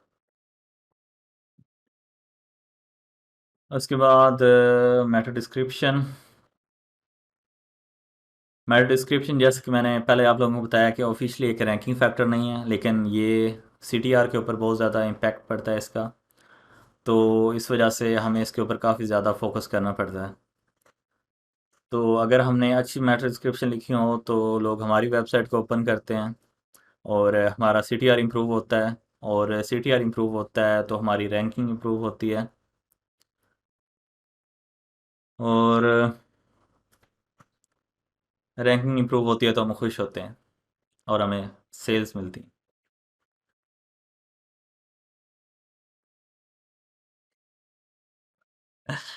अच्छा जी, तो आज का लेक्चर थोड़ा था इंट्रोडक्शन टाइप। उम्मीद है आपको कुछ बेसिक चीज़ें सीखने को मिली होंगी। C T R basically conversion rate को कहते हैं, कि मतलब 100 बंदा आता है तो उसमें से कितने परसेंट लोग जो हैं वो हमारी वेबसाइट को ओपन करते हैं। अगर हमारा ये कीवर्ड पाकिस्तान है, इसे 10 लोग ओपन करते हैं 100 में से, तो फिर हमारा CTR 10% होगा।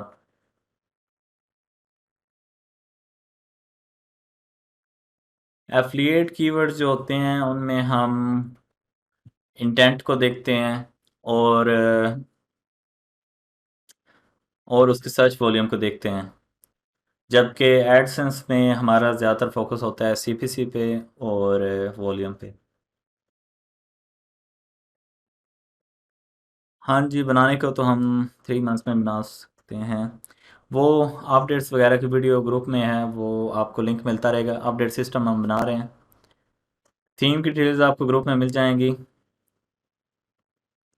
आज की आप लोगों की सबकी असाइनमेंट ये है कि आपने Meta title, URL, Meta description के ऊपर रिसर्च करनी है, और इन तीनों की स्लाइड्स बना के ग्रुप फाइल के अंदर अपलोड करनी है। आप वर्ड यूज़ कर सकते हैं, वर्ड पैड यूज़ कर सकते हैं, या नोट पैड यूज़ कर सकते हैं।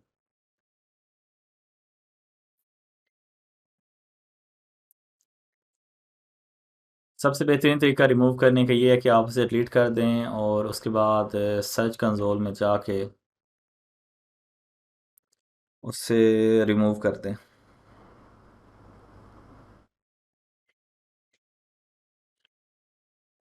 सर्विसेज वेबसाइट्स ज़्यादातर आती हैं लोकल एसईओ में, और उनके लिए हमें बनानी पड़ती हैं citations, Meta title, URL and Meta description, in 3 topics के ऊपर। ये मैं ग्रुप में भी डिटेल पोस्ट कर दूंगा।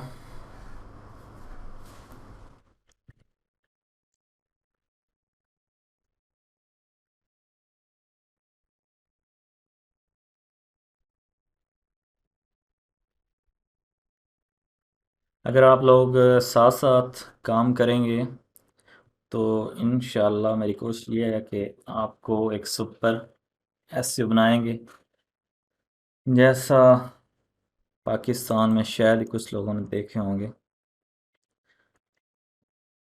पाकिस्तान में सुपर एसईओ की बहुत ज़्यादा कमी है। ज़्यादातर हमारे पास एपी के वेबसाइट्स वाले एसईओ हैं जो कि बहुत काम ख़राब करते हैं। हमें एडवांस्ड एसईओ चाहिए।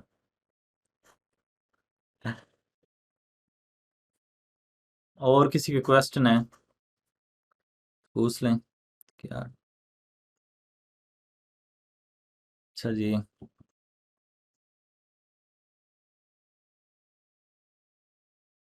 स्लाइड्स ग्रुप में पोस्ट हो जाएंगी। हाँ जी, फ्री में भी मैं आप लोगों को सब बताऊंगा, फ्री में किस तरीके से करना है। और इंशाल्लाह मेन फोकस हमारा पेड पे होगा, क्योंकि उसमें हमारा टाइम काफ़ी ज़्यादा बच जाएगा। गूगल एड्स पे वीडियो वैसे मेरी ऑलरेडी बनी है ऐसे फ्रॉम स्क्रैच सीरीज़ में, और बाद में भी इंशाल्लाह हम दोबारा करेंगे।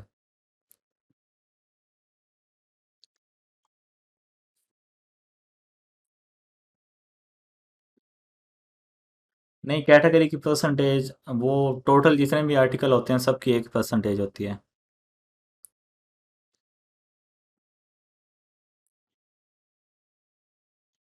नहीं, वैसे एफिलिएट और एडसेंस की रिसर्च थोड़ी सी डिफरेंट ही होती है। असल में एक मेन वजह जो होती है एफिलिएट वेबसाइट्स में एडसेंस ना यूज़ करने की, वो ये कि एक तो ये कन्वर्जन रेट को ड्रॉप करते हैं।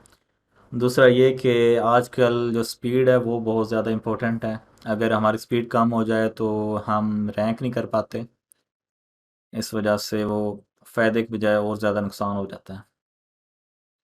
अगर आप इंफॉर्मेशन आर्टिकल्स अपने वेबसाइट के जो हैं उन पे एडसेंस यूज़ कर लें तो वो बड़ा अच्छा आइडिया है।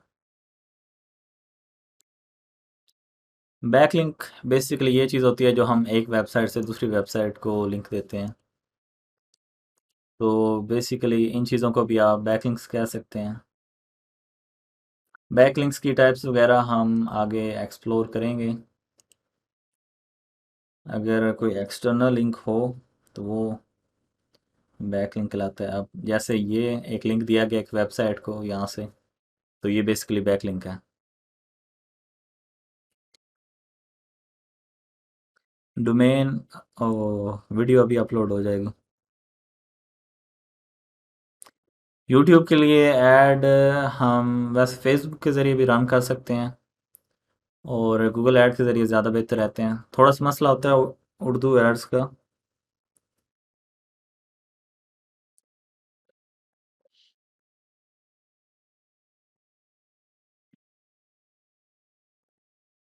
HTML का स्ट्रक्चर हम इंशाल्लाह पढ़ेंगे नेक्स्ट लेक्चर में।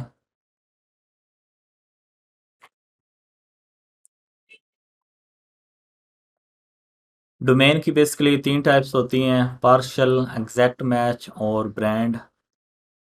जो मेरी फेवरेट है और दूसरे एसईओज की भी काफ़ी हद तक फेवरेट है वो है पार्शल मैच। एफिलिएट वेबसाइट से अर्न करने पे आए तो आप 40-50 हज़ार डॉलर भी अर्न कर सकते हैं, लेकिन काफ़ी ज़्यादा मेहनत की ज़रूरत पड़ती है। हाँ जी, वर्डप्रेस भी डिस्कस करेंगे।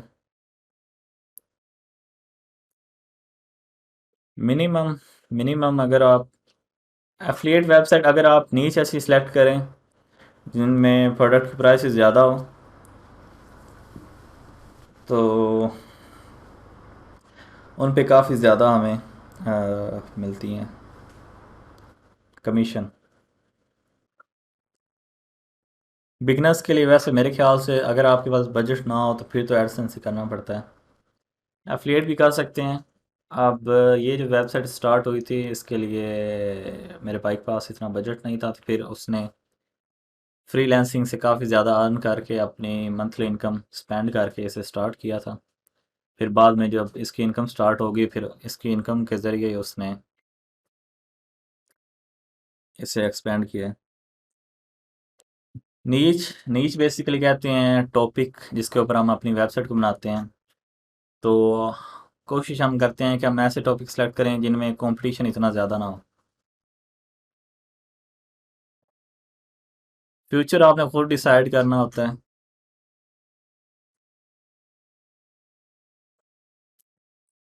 वैसे इंटर्नशिप का अभी तक तो कोई प्लान नहीं है, फ्यूचर का अल्लाह जाने।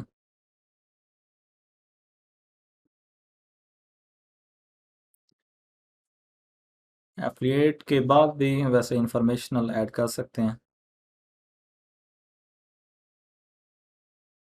हाँ जी, वो सारी चीज़ें भी हम सीखेंगे।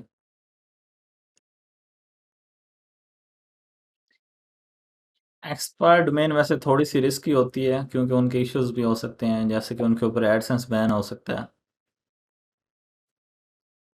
कीवर्ड रिसर्च इंशाल्लाह नेक्स्ट लेक्चर्स में।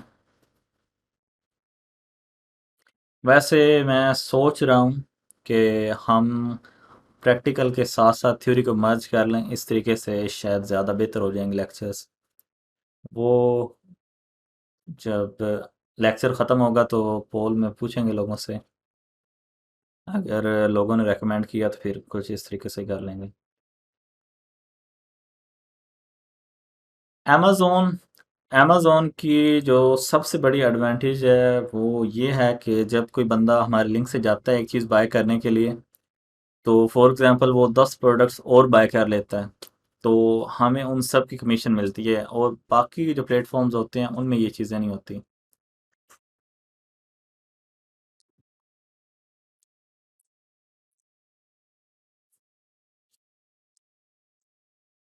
टेक्निकल एसईओ ज़्यादातर लाइव जो प्रैक्टिकल होंगे उनमें एक्सप्लेन होगी। हाँ जी, सबसे ज़्यादा जो मोस्ट प्रॉफिटेबल सेक्शन एसईओ का वो है बैकलिंकिंग। अमेज़न का जो सबसे बड़ा अल्टरनेटिव है वो क्लिक बैंक ही है। क्लिक बैंक की भी थोड़ी सी प्रोडक्ट मुश्किल होती हैं क्योंकि उनके स्कैमी टाइप पेजेस होते हैं, उन पे सेल करना थोड़ा सा मुश्किल होता है।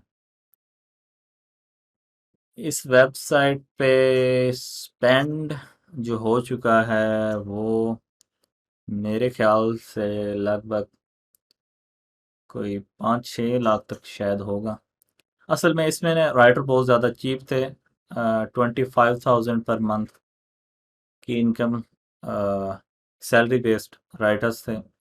इस वजह से इस पे खर्चा नहीं हुआ, और इसके अलावा जो इसके बैक लिंक थे वो डाटी के वेबसाइट वगैरह से भी काफ़ी ज़्यादा ले लिए गए थे, तो इस वजह से राइटिंग की और बैक लिंकिंग की इतनी ज़्यादा कॉस्ट नहीं आई। असल में भाईजान वो जो दूसरी इवन बिल्डर्स की वेबसाइट है वो एफिलिएट के लिए अच्छी नहीं रहती। उनकी वजह ये है कि उनका साइज़ बहुत ज़्यादा होता है और वेबसाइट स्लो बहुत ज़्यादा हो जाती है। भाई कमीशन काम भी कर दे, अगर आप सही मेहनत करें तो इतना ज़्यादा फ़र्क नहीं पड़ता, काफ़ी अच्छी इनकम आ जाती है।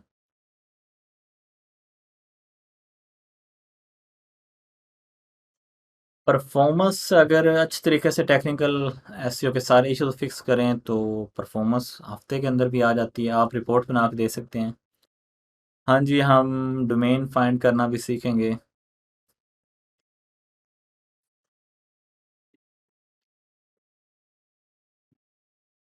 एफिलिएट मार्केटिंग में हम ज़्यादातर आर्टिकल डिज़ाइनिंग की सर्विसेज प्रोवाइड कर सकते हैं, कीवर्ड रिसर्च, आर्टिकल राइटिंग और बैक लिंकिंग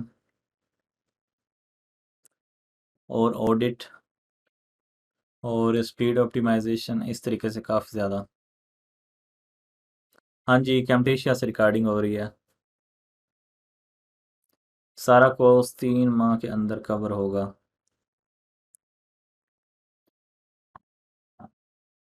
वैसे थोड़ी सी डोमेन जो है वो ओल्ड हो तो बेहतर है, लेकिन वैसे हमारा प्लान ये है कि न्यू डोमेन से परचेज़ करें, ताकि न्यू डोमेन से स्टार्ट करें, ताकि जो ज़्यादातर न्यू बाइज वगैरह हैं वो हर चीज़ सीख सकें, सैंड बॉक्स वगैरह ब्रेक करना। अगर आप अच्छी गेस्ट पोस्ट बैकलिंक्स ले लें तो फिर आप 301 रिमूव कर सकते हैं। मेरी जो फेवरेट नीच है अमेज़ोन के अंदर वो टेक है।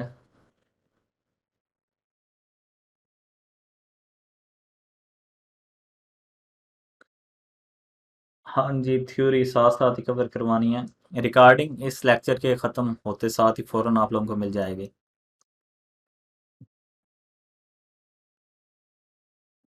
हाँ जी, स्कॉलरशिप बैकलिंग जो हैं वो भी इंशाल्लाह हम एक्सप्लोर करेंगे।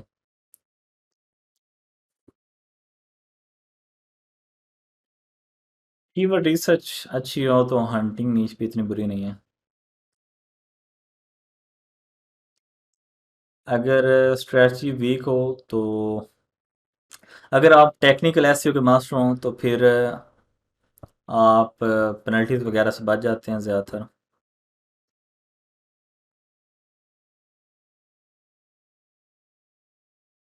भाईजान, एफिलिएट जो है वो भी बेसिकली ब्लॉगिंग ही है एक।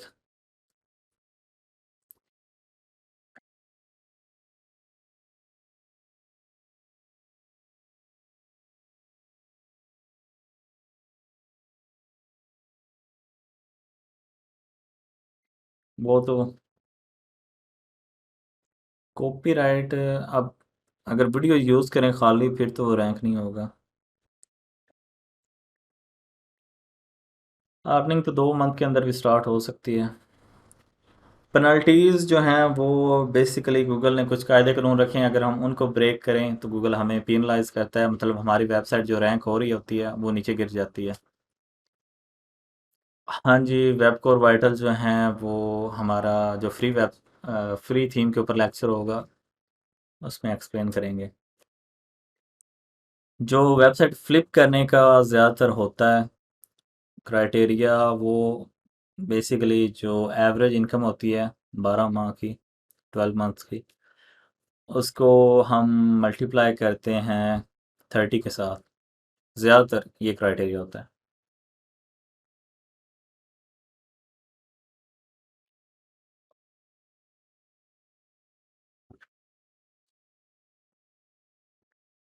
पेंगुइन जो है वो ऑफ पेज एसईओ इश्यूज की वजह से होती है। अगर कोई मिसाल के तौर पे बुरा बैकलिंक बन जाए तो उस वजह से, उसके अलावा ऑन पेज जो एसईओ होती है वो, अगर हम ओवर ऑप्टिमाइज कर दें वेबसाइट को तब।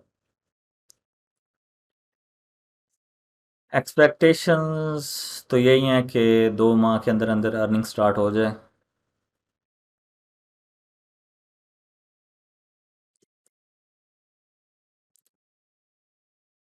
स्पीड हम तेज़ कर सकते हैं कैशिंग प्लगइन्स के ज़रिए। हाँ जी, सर्फर एसईओ भी काफ़ी अच्छा टूल है।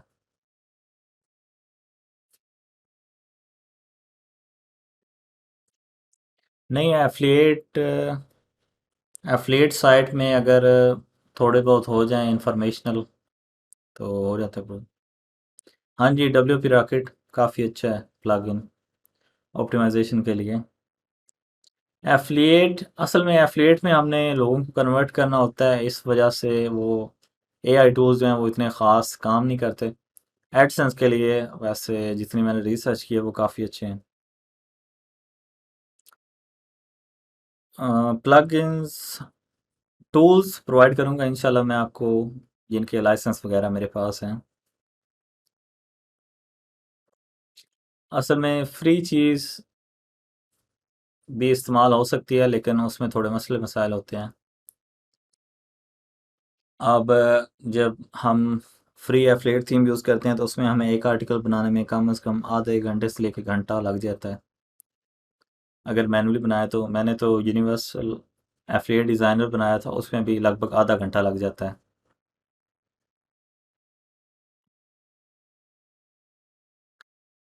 एफिलिएट वेबसाइट के लिए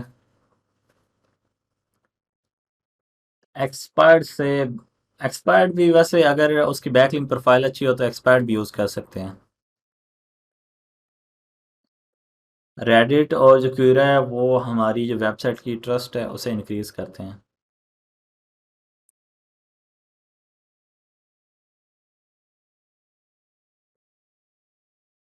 हाँ जी, फोरम अगर रेलिवेंट हो तो अच्छा रहता है।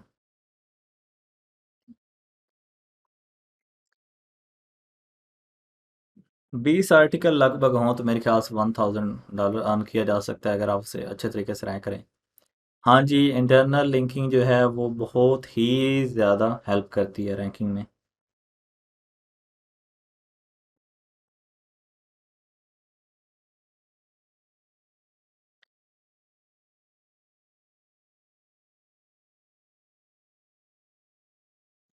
हाँ जी, कम्प्लीटली ज़ीरो से सीखेंगे। फ्रीलांसिंग का एंड पे प्लान है। हाँ जी, पिंटरेस्ट को भी यूज़ करेंगे। हाँ जी, लिंक विस्पर जो है वो सबसे बेहतरीन प्लगइन है इंटरनल लिंकिंग के लिए।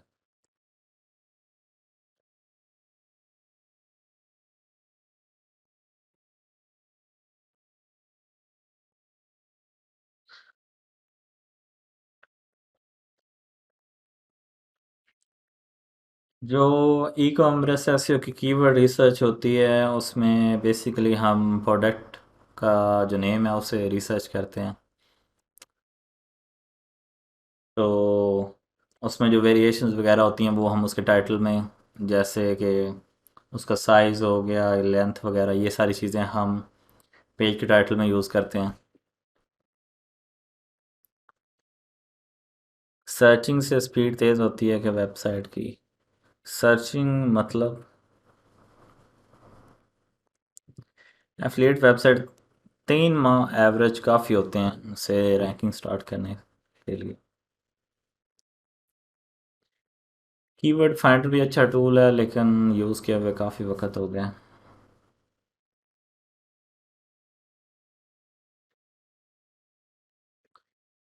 आप पिंटरेस्ट की ट्रैफिक अगर वो किसी नीच के रेलिवेंट है तो फिर आप उस नीच के रेलिवेंट जो प्रोडक्ट्स हैं उनके पेज बना के, जैसे ये लिस्टिंग बनी हुई है, आप अपनी ट्रैफिक को रेफ़र कर सकते हैं उस पेज के ऊपर, तो इंशाल्लाह काफ़ी ज़्यादा सेल्स होंगी। पिंटरेस्ट की जो ट्रैफिक है वो काफ़ी ज़्यादा कन्वर्टिंग होती है। सैंड बॉक्स आज से कुछ साल पहले जो भी वेबसाइट आती थी वो स्पाम करके 1000 2000 बैकलिंक लेके दूसरे नंबर पे रैंक हो जाती थी पहले नंबर पे। फिर गूगल के जो एल्गोरिथम है इन्हें वो उसे फाइंड करने में हफ्ता 2 हफ्ते लग जाते थे। तब तक वो काफ़ी ज़्यादा रैंक कर लेती थी और लोग वायरसेस वगैरह और काफ़ी चीज़ें जो है स्पाम करते थे। तो फिर गूगल ने ये सैंड बॉक्स बनाया कि जो भी न्यू वेबसाइट आएगी कम्प्लीटली न्यू, वो पहले सैंड बॉक्स में जाएगी, गूगल उसे चेक करता है कुछ देर के लिए। अगर वो वेबसाइट इनिशियली अच्छा परफॉर्म करे, हाई क्वालिटी बैकलिंक्स ले और कॉन्स्टेंटली अच्छा हाई क्वालिटी कंटेंट उसके ऊपर लिखा जाए, तो सैंड बॉक्स जो है वो ब्रेक हो जाता है। नहीं तो आम जो स्लो वेबसाइट्स होती हैं उन्हें 6 से 7 माह भी लग सकते हैं।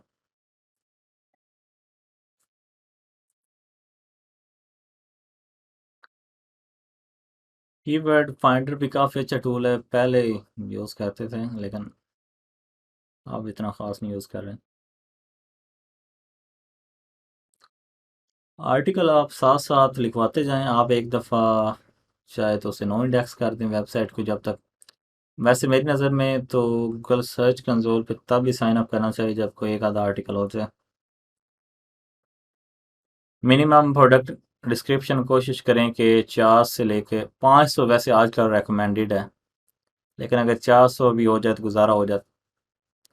टैग्स जो हैं वो आपको हर गिज़ टैग्स नहीं यूज़ करने, आपने वो एक्सट्रीमली स्पामी टैक्टिक है। अगर हमारी वेबसाइट की ट्रैफिक जो है वो सडनली ड्रॉप हो जाए, मतलब हमें रोज़ की 500 ट्रैफिक आ रही हो और वो अचानक 250 पे आके गिर पड़े, तो इसका मतलब ये होता है कि हमारी वेबसाइट को पेनल्टी लग गई है।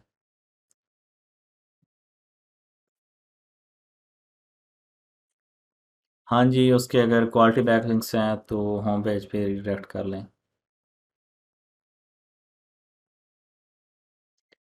एआई टूल्स के ज़रिए हम इंफॉर्मेशनल आर्टिकल्स तो थोड़े बहुत लिख सकते हैं, लेकिन एफिलिएट के आर्टिकल्स या तो आपको खुद लिखने पड़ेंगे या राइटर से।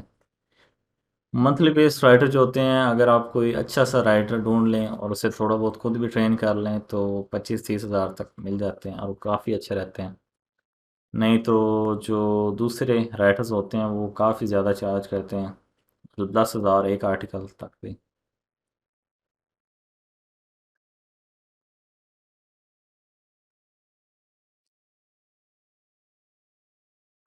हाँ जी, कुछ अच्छे राइटर हैं जो मैं आपको रिकमेंड करूँगा।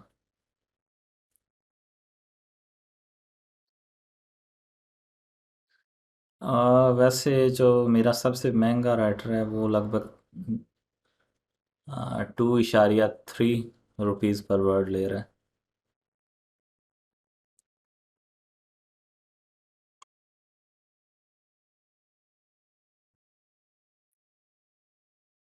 ई कॉमर्स जो है उसमें टैग्स तो बेहतर है ना बनाएं, लेकिन जो कैटेगरी पेजेस होते हैं वो सबसे ज़्यादा इम्पोर्टेंट होते हैं। हमें कैटेगरी पेजेस को ज़्यादातर ऑप्टिमाइज़ करना पड़ता है, उनके अंदर वर्ड्स आर्टिकल वगैरह जो है ऐड करके लगभग 700-800 वर्ड्स का हो जाए, वो हम जो प्रोडक्ट कैटेगरी पेजेस होते हैं उनके अंदर ऐड करके। हाँ जी, ग्रुप के अंदर अगर कोई सर्विसेज वगैरह प्रोवाइड करता है राइटिंग के हवाले से वो पोस्ट कर सकता है, लेकिन काइंडली स्पाम ना कीजिएगा, नहीं तो अप्रूवल लगाना पड़ेगा। मनी आर्टिकल जो है वो आपका पेज ही होना चाहिए। हाँ, वैसे मेरी नज़र में माइक्रो का जो दौर है वो काफ़ी हद तक चला गया है। वो मेरी नज़र में तो पैसों का ज़िया ही है। हाँ जी, अगर आप दूसरे मुल्क के राइटर हायर कर सकें तो अदर लैंग्वेजेस जो हैं वो काफ़ी बेहतर रहती हैं, मतलब उनमें रैंक करना काफ़ी ज़्यादा आसान होता है और आप एफिलिएट वेबसाइट जो है आसानी से बना सकते हैं। हाँ जी, हमज़ा ख़ान भाईजान, आप होम पेज पे उसे रीडायरेक्ट कर सकते हैं, अथॉरिटी इंक्रीज़ हो जाएगी आपकी वेबसाइट की।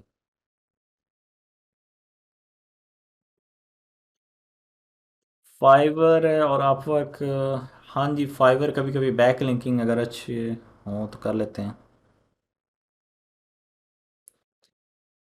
वैसे असल में इस वक्त मेरे पास अपनी पर्सनल टीम है, अगर आप bigtechies.com खोलें वहाँ पे अरसलान, अब्दुल्ला सरफराज, उस्मान हैदर वगैरह और साजिद वो मेरे साथ काम कर रहे हैं, 4 बॉयज़।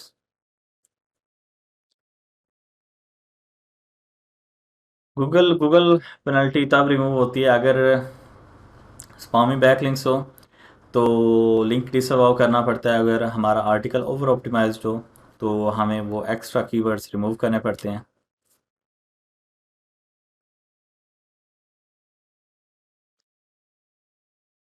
कंटेंट वैसे ज़्यादातर हम अपने कॉम्पिटिटर्स वगैरह से भी देख सकते हैं।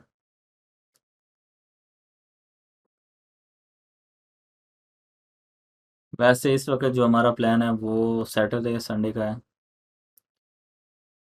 थीम थीम में हमने फीचर्स एक बहुत ज़्यादा, मतलब ये थीम जो है ना, दूसरी जो मार्केट में आपको थीम्स मिलेंगी वो ज़्यादातर डेवलपर्स ने बनाई हैं। इस थीम में जो डिफरेंट चीज़ है वो ये कि ये एक एसईओ और डेवलपर ने मिलकर बनाई है, और मैंने कोशिश की है कि जितनी भी एसईओ की चीज़ें, आप अगर आप कोई भी थीम ले लें तो उसके अंदर बिल्ट इन आपको स्कीमास वगैरह नहीं मिलेंगे, मैक्सिमम एक दो मिलेंगे। इसके अंदर वो मैंने काउंट किए थे, मेरे ख्याल से शायद 11 स्कीमास हैं। वो ऑटो जनरेट होते हैं। उसके अलावा ये सारे feature, table of content auto generate होता है, at a glance auto generate होता है, टेबल सारा जिस पे आधा घंटा लग जाता है वो ऑटो जनरेट होता है। इस वजह से काफ़ी हद तक टाइम सेविंग है। और इंशाल्लाह वैसे असल में ये जो जो थीम है ये हमने कंज्यूमर्स के लिए नहीं बनाई, कंज्यूमर्स के लिए नहीं बनाई थी, ये हमने बनाई थी अपने पर्सनल यूज़ के लिए। और बाद में हमने डिसाइड किया कि हम जो है इसे कंज्यूमर को भी सेल कर देंगे, जो हमारे ताकि एक रेवोल्यूशन सा क्रिएट हो जाए बेसिकली।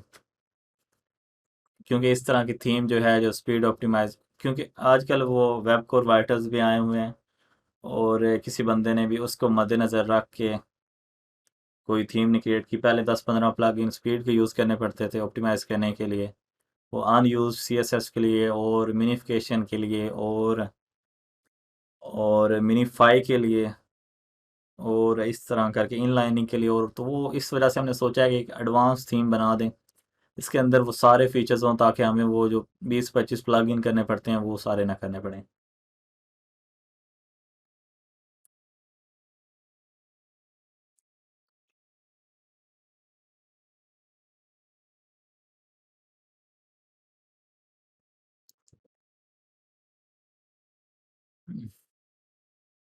असल में ज़्यादा डिस्काउंट अगर मेरी पर्सनल चीज़ होती तो वो मैं आपको दे सकता था। पर्सनली जो मेरी लास्ट प्रोडक्ट्स थी वो तो मैंने आपको फ्री दे दी हैं। उसके बाद ये असल में थीम जो है वो मेरे भाई ने बनाई है, तो उसका थोड़ा हिसाब किताब डिफरेंट है। तो क्लास का टाइम ओवर हो गया। जो थीम परचेज़ करना चाहते हैं, कलर स्कीम के फीचर जो हैं वो ऐड कर दिए जाएंगे। परफेक्ट टेक रिव्यूज़ जो है वो वर्डप्रेस प्लेटफॉर्म है, ओ सॉरी नेटलीफाई प्लेटफॉर्म है। लेकिन वर्डप्रेस जो है वो अगर नेटलीफाई पे हम शिफ्ट हुए थे फीचर्स की वजह से, तो इस वजह से वो फीचर्स अब हम ले आए हैं वर्डप्रेस के ऊपर, तो इसे मैनेज करना काफ़ी आसान है। अभी तक वैसे कोई भी थीम जो है वो मैंने प्रोवाइड नहीं की। जनरेट प्रेस है वो ऑलरेडी फ्री है। नेटलीफाई एक प्लेटफॉर्म है, ये बेसिकली एक होस्टिंग भी है और इनका एक कंटेंट मैनेजमेंट सिस्टम भी है जैसे वर्डप्रेस का होता है।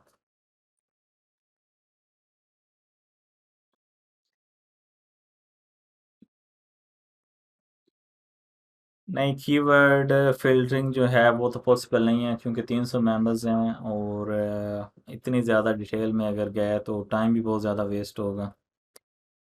लेकिन कोशिश करूँगा कि आप लोगों को एक क्राइटेरिया वगैरह बता दूँ।